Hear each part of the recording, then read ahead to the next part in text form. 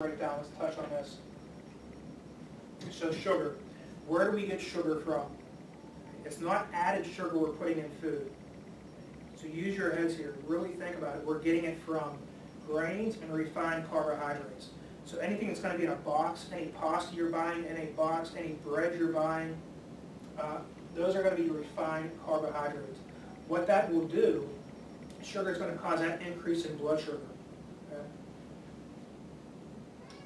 Over time, what that will do, that's not going to decrease your blood sugar, it's going to increase it over time. Okay? That's what we want.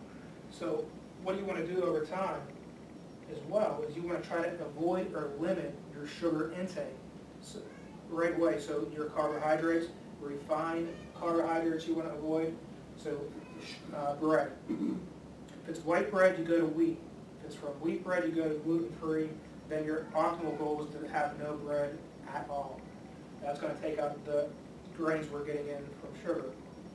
Now if you look into pasta, same thing. Pasta is all sugar. It's white pasta, white rice, it's all sugar. What else is all sugar? Milk, yogurt. Okay. At minimum, it's going to be organic skim milk, and then you want to go to almond or a coconut milk from there. Now, moving forward with the refined carbohydrates, anything that's in a box or in a can is typically going to be a refined carbohydrate. If you see something on the label that says low fat or sugar-free, if it says low fat, then what do we have to do? You have to understand if it says low fat on the label, it's going to be high carbohydrate. That's how they trick you. That's how they make it low fat, by throwing a bunch of carbohydrates in it to make it low fat. The next thing are essential fatty acids. So I am a huge proponent of making sure your ratio of your fish oil or your omega-3s to omega-6s are from a 2-to-1 ratio, from omega-6 to omega-3. So fish oil, if you're not taking a fish oil, you have to take a fish oil. It is, get up every day, you're drinking water every day, this is an essential, is taking a fish oil. Now you have to make sure it's in a perfect ratio from a 2-to-1, so that's what our fish oil is, it's in a 2-to-1 ratio. Now, what the standard American diet is, it's 50-to-1. It's a standard American diet for the ratio from omega-6 to omega-3s. So the fish oil supplement, where else can you get this from? Where else can you get this? Where else can you get this from? Well, it's coming in your proteins. It's coming in your beef. It's coming in your fish. It's in your wild fish. It's in your proteins that you're taking in. So if your proteins are off, if you're buying non-organic chicken, farm-raised fish, non-grass-fed beef, that's where the omega-3 to omega-6 ratio is so far off. So this is where you want to look into changing that by changing those proteins. That's also going to work on bringing that level down to that 2-to-1 ratio. The closer you're able to get your essential fatty acid ratio to this 2-to-1, that's more neutral your pH is going to be. That's the overall healthier you're going to be as well to avoiding heart disease. Now, healthy fats. Now, if we touch on healthy fats, first thing we want to work on is transitioning from good fats to bad fats. Now, healthy fats, you want to go from your olive oil, your fish oils, your coconut oils, and your nuts, with the exception of peanuts. Peanuts are the most toxic nut you can take in. All the other nuts are good to go, but they have to be raw. They cannot be seasoned with all the whatever spices that are in them, because remember, that's seasoning, that's all salt. Salt's going to raise your elevated blood pressure. So the nuts specifically, make sure any nut that's raw nut, with the exception of peanuts. Saturated fat found in organic grass-fed meats, we just touched on that. Now you're going to replace this with the damaged fats. If you're now eliminating trans fats, you're removing canola or vegetable oils, and you're removing commercialized meats. That's what you're taking away. You're taking away those damaged fats, which is those high fatty acid content, the omega-6 to omega-3.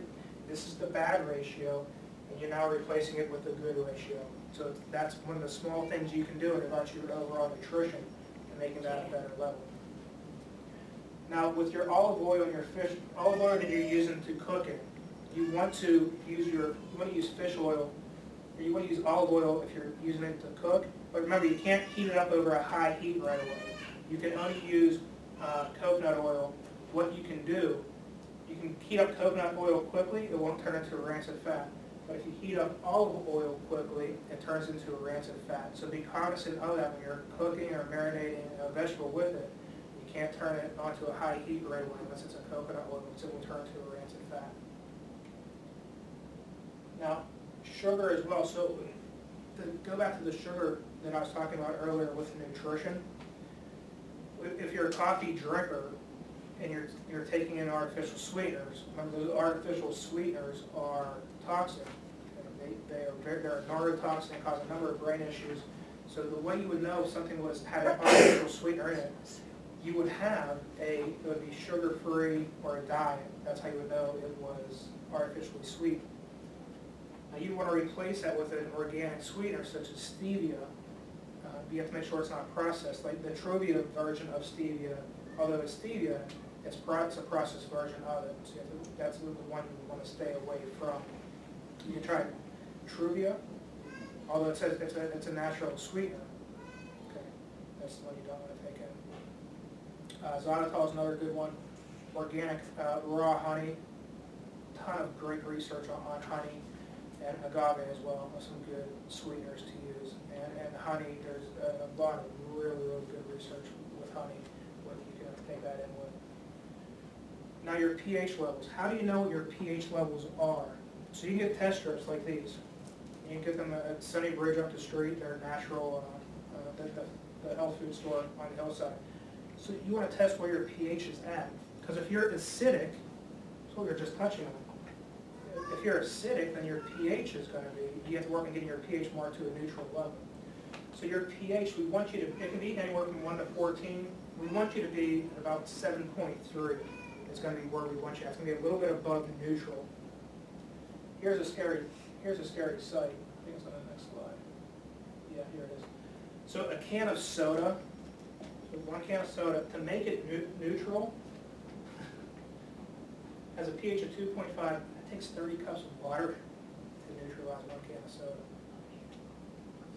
So think about that. That's how you open up a can of Coke. It's astonishing. 30 cups of water? That's scary. That is a lot. If you think about how many 30 cups of, that's a ton of water. So if we go back to the acidity, not to jump on you here. So once again, acidity causes inflammation. What we're trying to do is become more alkaline, but we don't want to be too alkaline, because if we get above that 7.3 level, that's where a lot of the metabolic syndromes live. We don't want to be very alkaline either, so it's going to be a touch above neutral at 7.3. So what you can do as well, so these are saliva test strips. Now what you can do is it's a dip test. So you can spit into a glass, you dip this in there, and then it has a marker on here, so you can test it to see where you're at. You can test these consistently to see where your pH levels are at on a week-to-week basis. If you're very acidic, then, which most Americans are, because the standard American diet, we just saw what it's all about. It's a good cheap testing strip to see where you're at. As well as when you go get blood work taken, they can test that for you as well. Next time you have blood work, if you're getting yearly physicals, you can ask the doc, hey, by the way, test my pH level, I don't know where I'm at. Now, don't shoot the messenger here, but all this stuff's terrible for you. Okay. So if they're in your diet, you've got to get out yesterday. If you want heart disease, if you're looking for heart disease, then write this down, start implementing that on a daily basis, and I promise you, if you work hard, it will come your way. That's the truth. So number 9 is medications. You've got to work on, if you're on a bunch of meds, you've got to work on bringing those medications down. Number 8, we touched on artificial sweeteners. 7 is tobacco. Smoking, I cannot sell it. Smoking causes tons and tons of inflammation in your body. So it's tobacco, smoking, cigars, it doesn't matter. It's all going to cause inflammation in your bloodstream. So tobacco is number 7 on the list. 6 is alcohol. It goes without saying. We know alcohol is a diuretic as well. It's going to dehydrate you. Number 5 is salt. It's not so much added salt. And we know we don't use a lot of salt. Patients, when I'll ask them, do you eat salt? No, I don't use salt at all. It's already in the food that we're eating. So if you're going to use salt, you want to use sea salt instead. Take away the iodized salt shaker, throw it in the garbage can, and replace it with the sea salt shaker. Say that fast 5 times. Number 4 is caffeine. That's going to make you very, very acidic. Number 3 is conventional dairy. We touched on that with milk. Number 2 cause is sugar and refined carbohydrates. And number 1 are meats. Now, if we replace these with those options we touched on, what we just do, we're now having an acidic diet, we're turning it into an alkaline diet. Just a point of interest, you have to be careful though. When you were talking about things marked low fat and higher carbs, very often they also have higher sodium levels. And the other thing that I discovered was where this gets a little tricky, because I was going to buy almond milk for myself, so I'm not supposed to have sodium. There's a lot more sodium in almond milk than there is in regular milk. Yeah, you want to go with just organic skim. So it It's does. good habit to read the labels. Yeah, it's tricky. Yeah, it is. It's tricky. So in like organic unsweetened almond milk, there's a lot of sodium? Not unsweetened. Oh, okay. Not unsweetened. Yeah, you might have been looking at one that had a, Sweetener. Yeah, I looked at a couple different ones. They have white ones as well that aren't going to be as high, because there's a sugar content you have to deal with as well that's in there. Right, I don't think it was organic either, but I was looking. You want to just double check it, or if you see where it's at. That might have been the ones that went out of sweetener. Now, if we go into nutrition, so here's the alkaline diet right here. So those of you who've been with me for a while, you know this is pretty much what I teach and preach here. The alkaline diet is outlined here in this book. Okay. So there's 2 meal plans you can go after. You can go after the core plan or the advanced plan. The core plan is for anyone who's not going through a disease process right now and does not need to lose weight yesterday. This is someone who wants to eat healthy consistently. The advanced plan is going to be someone that you put on there for about roughly 90 days or so. It's very strict. It's much more strict than the core plan. But pretty much what you're doing in the core plan is that you're removing your bad fats, replacing those with your good ones. You're eliminating most, if not all, fruit, as well as you are changing up your meats. You're changing your protein from conventional to grass-fed and organic. Now this book, it outlines, it has recipes in here, what you can eat, and it outlines the meal plans, core and advanced, which one you should be on. So depending on which one you're at, if you have a disease process you need to treat right away, I put you on the advanced plan. Now one of the things you might have heard me say is that there's the fruits are very limited. How come? Sugar. Yeah, so when you think of sugar, it's fructose. It's sugar from fruit.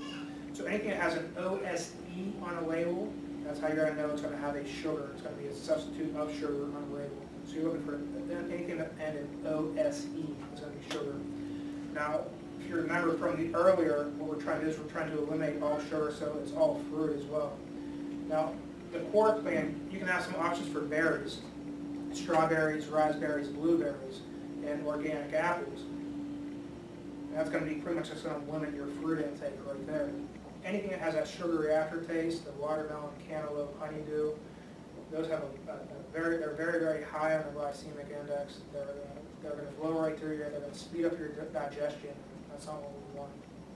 So when you're buying fruit, especially with it being spring and summer coming right around the corner, make sure you just make some better decisions with going for the berry family, from the raspberries, blueberries, blackberries, etc. What about bananas?